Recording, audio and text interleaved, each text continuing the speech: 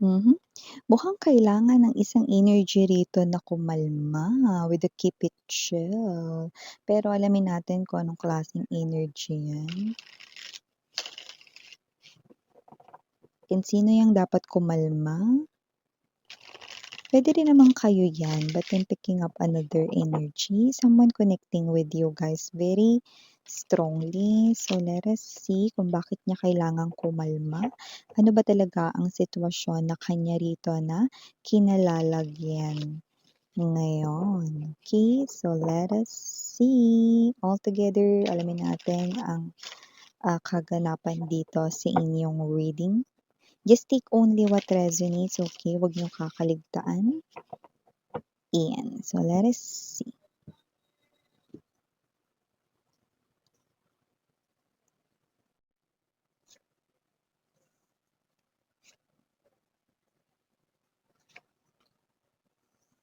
Oh.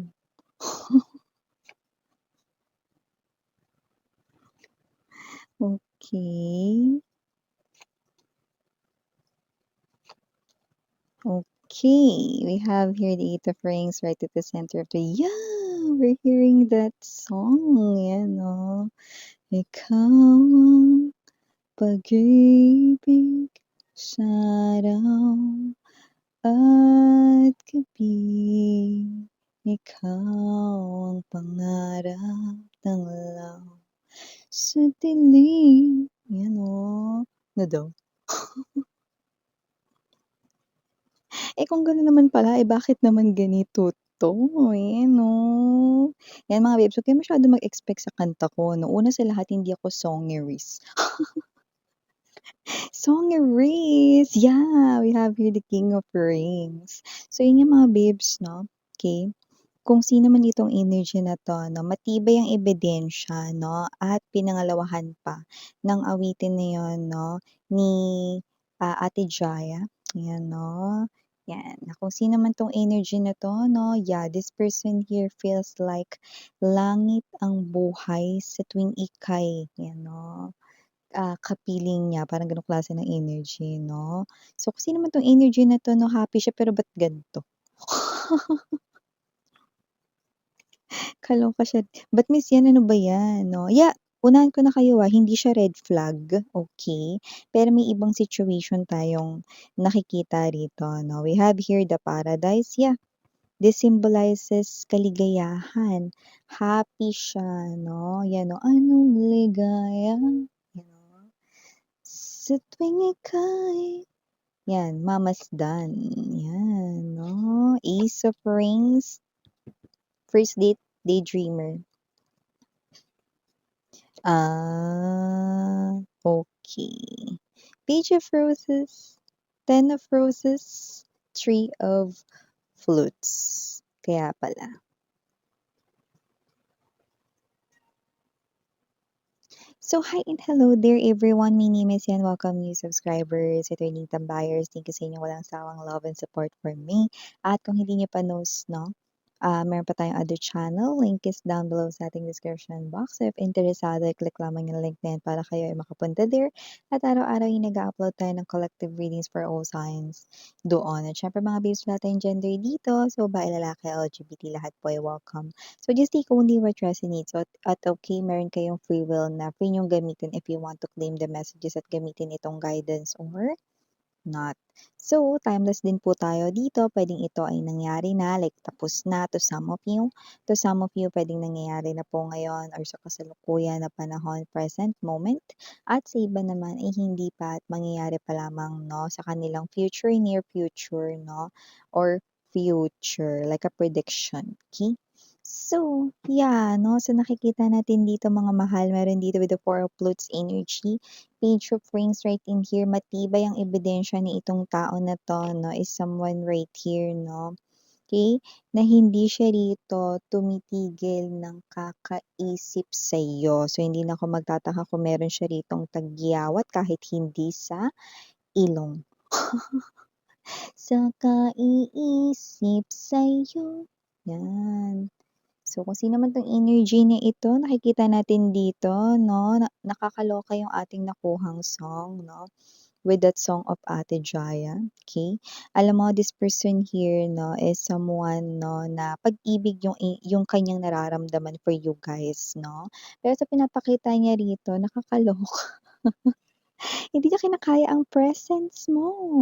Ang presensya mo mga babes ay talaga naman na malakas 'no. Alam mo yung energy na ano, kaya nakikita ko sa aking vision right now 'no, yung, ah, Kamehame wave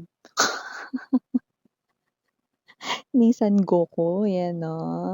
Ayan, so nakita natin dito na gano'n kalakas 'no, yung presensya mo, okey? Para sa mga nanonood diyan ng Dragon Ball Z, alam nila kung ano ibig ko sabihin dun 'no, gano'n kalakas 'no. Ibig sabihin sa sobrang lakas ng iyong presensya, hindi niya kinakaya 'no, and that with that particular song 'no.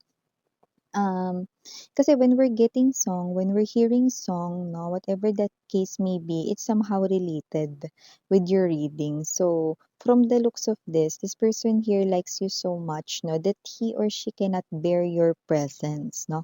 Kapag nandiyan ka in short 'no, parang hindi niya alam yung gagawin, natataranta siya, ganyan 'no. Puwedeng hindi niya pinapakita yun sa kanyang mga kilos or sa kanyang manners, actions 'no, pero sa kanyang isipan puwedeng nauutal siya, hindi niya alam yung sasabihin niya 'no, naguguluhan siya rito ta's, ang ending mga babes 'no, kahit gusto niya pa rito na parang mag-stay doon sa isang place na nandodo'n ka rin, may tendency siya na umalis or mag-walkout. Pero hindi talaga yun yung gusto niya. It's just that your presence ay talaga naman yung intensity ang lupit. So, kung ikaw ay isang klase 'no, ng lindol, magnitude, ewan ko na. Hindi ko masukat kung anong klaseng magnitude ka mga babes 'no.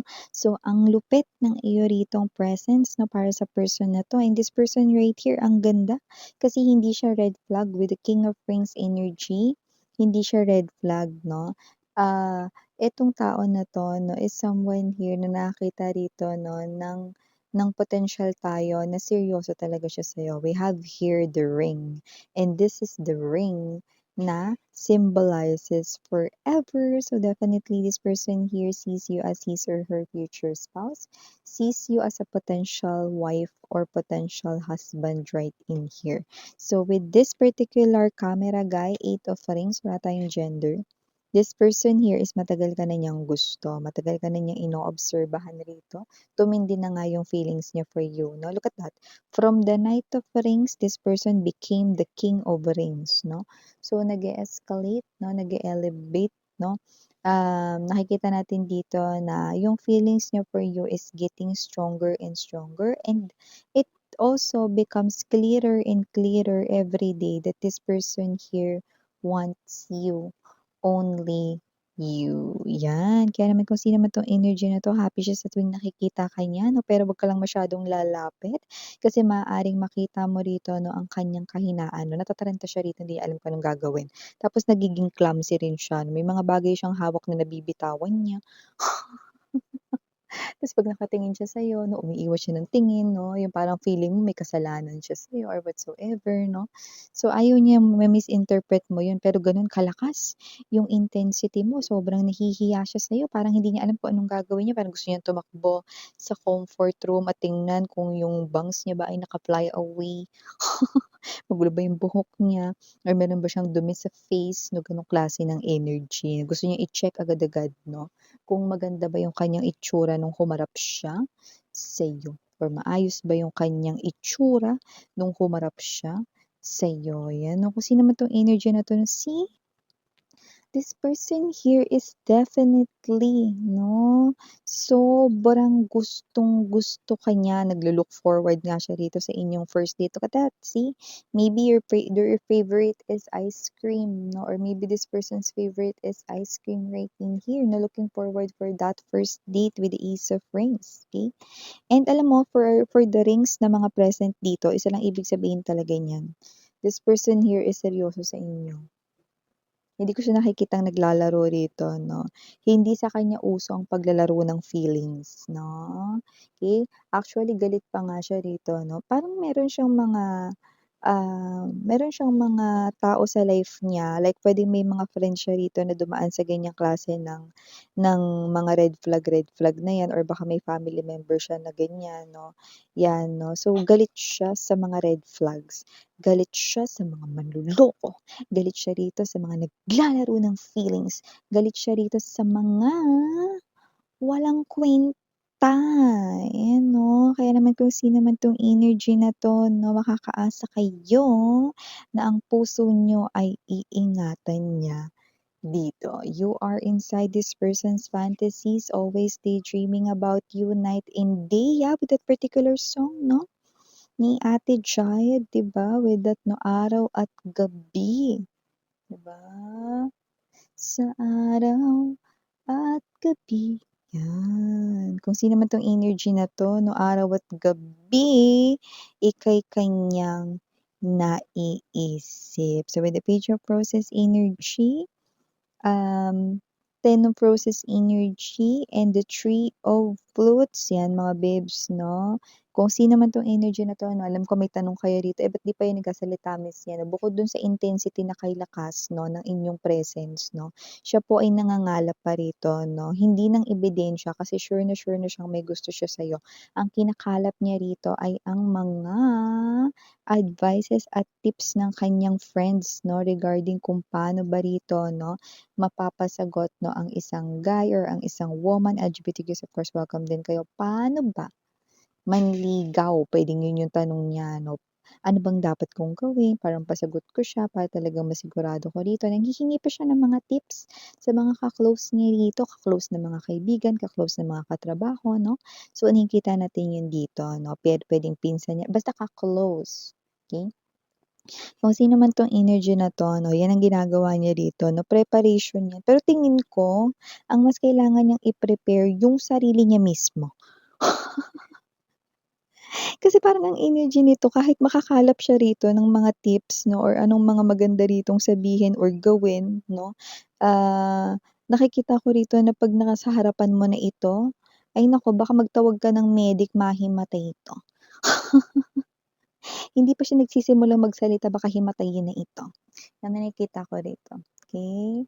So, nakikita ko rito mga babes, 'wag mo siyang tititigan sa kanyang mga mata kapag siya ay nagsasalita dahil maaaring hindi niya pa nasisimulan ang first letter or first syllable ng sasabihin niya sa inyo 'no, mahihimatay na siya. Kaya kung gusto mong matapos niya ang kanyang confession para sa iyo, 'wag kang titingin ng diretso sa kanyang mga mata.